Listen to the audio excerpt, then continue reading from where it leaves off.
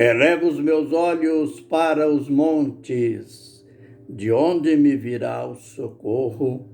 O meu socorro vem do Senhor que fez o céu e a terra. Salmo 121, versos 1 e 2. Ministério Pão Vivo, eu te convido para o meu canal no YouTube e ali vamos aprender juntos no livro de Deus. Aprendendo sobre Joel 2, 28. Aquela profecia em que Deus prometeu derramar o Espírito Santo sobre toda a carne. Era o fim da velha aliança. Era o começo da nova aliança.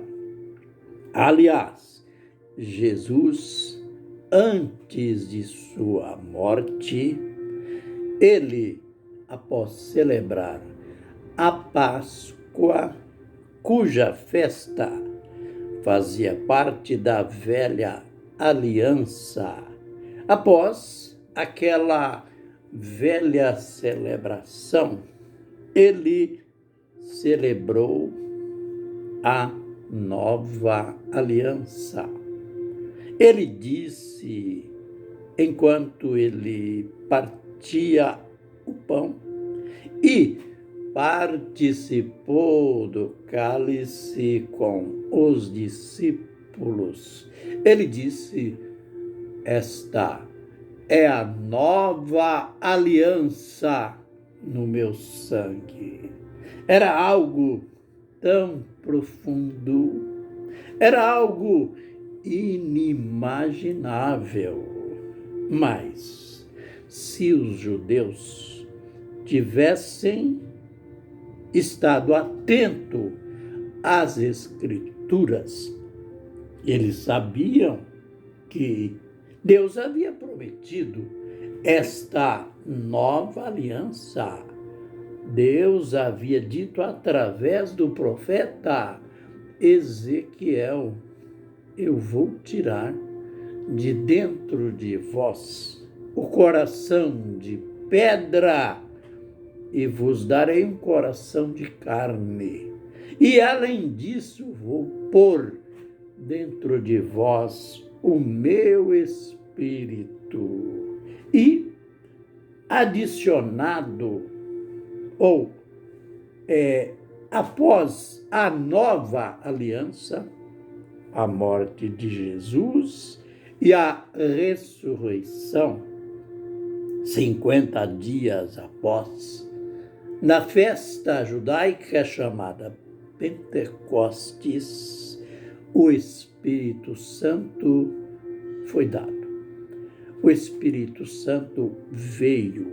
E agora, tudo diferente. A gente viu no vídeo anterior que os apóstolos tiveram que reunir em Jerusalém, no chamado pela história de o primeiro concílio apostólico, tiveram que se reunir ali para resolver um problema doutrinário. Paulo e Barnabé tinham sido separados lá na igreja em Antioquia. O Espírito Santo, Deus tinha separado eles. Pediu que a igreja separasse. Separai-me a Paulo e Barnabé para uma obra que eu os tenho enviado. E a igreja satisfatoriamente ouviu Deus, e os dois homens de Deus foram enviados para o campo missionário.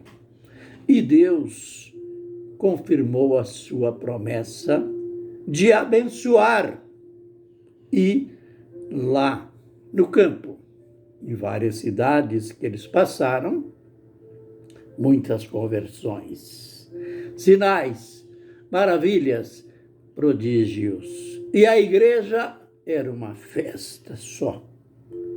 Avivamento por todos os lados. Mas isso acabou. Houve um grupo que desceu de Jerusalém, aqueles que ainda não tinham absorvido a mudança de Deus, porque você sabe que até hoje é assim. Tem aqueles que são agarrados na tradição, naquilo que é antigo, naquilo que aprendeu dos pais, dos avós, e demoram a assimilar a novidade de Deus. E então, esse grupo que se mostrava zeloso, desceu lá. Foram a Antioquia, foram naquelas igrejas de gentios convertidos, abençoados, e disseram: se vocês não se circuncidar e não guardar a lei de Moisés, de modo nenhum vocês poderão ser salvos. E então, diz o texto que houve entre eles e Paulo e Barnabé uma contenda, aliás, não pequena contenda. Eles se pegaram, não se pegaram no tapa, não. Mas eles tiveram aquela contenda escriturística, aquela contenda bíblica, para ver o que a Escritura, que as Escrituras diziam sobre circuncisão, sobre lei de Moisés, se os gentios tinham que guardar ou não. E ali não foi nada resolvido. Formaram a igreja, elegeu uma comissão que acompanhou, aquela comissão acompanhou os apóstolos, os missionários, Paulo e Barnabé, até Jerusalém. Foram até os apóstolos. E lá na primeira reunião, no concílio, que era para resolver esse problema, que a igreja não poderia caminhar com esse espírito de contenda dentro dela. E é interessante que esse concílio foi tão bem organizado. Ali estavam os principais, aqueles que contaram a razão, o porquê que eles tinham vindo a Jerusalém. Ali estavam Paulo e Barnabé e o grupo apostólico. Os irmãos ficaram sabendo do problema através deles, e é interessante que teve uma ordem. Vamos ver, o primeiro a falar foi Pedro. Lembre-se, não vai pensar que o primeiro a falar foi Pedro, porque ele era, ele era o Papa dos apóstolos. Não. Sabe por que ele foi o primeiro a falar? Ele começou dizendo: irmãos, vocês sabem que há muito tempo, Deus me escolheu para, pela minha boca, levar o evangelho aos gentios. E eles ouviram e creram. Olha, Pedro estava trazendo a lembrança. Aquele tempo, fazia já algum tempo, que ele tinha ido na casa de Cornélio. Ele não queria ir, não. Mas Deus insistiu e ele foi.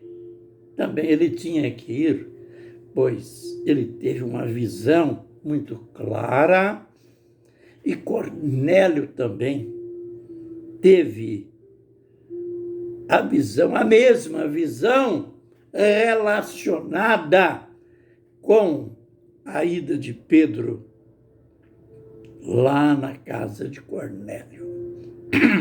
Desculpe.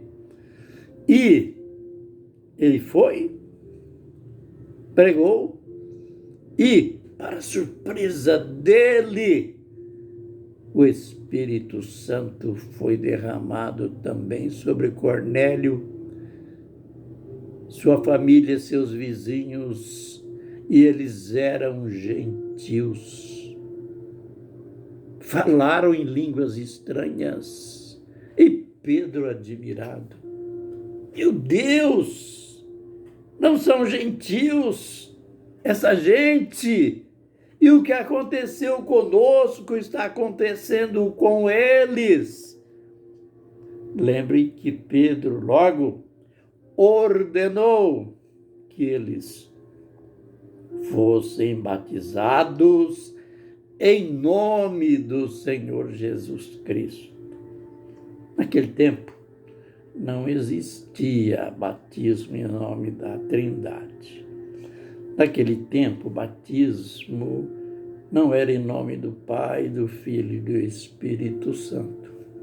Isso foi criado como doutrina dos homens só no século IV. E Pedro ordenou que batizassem o Cornélio e os vizinhos em nome do Senhor Jesus Cristo.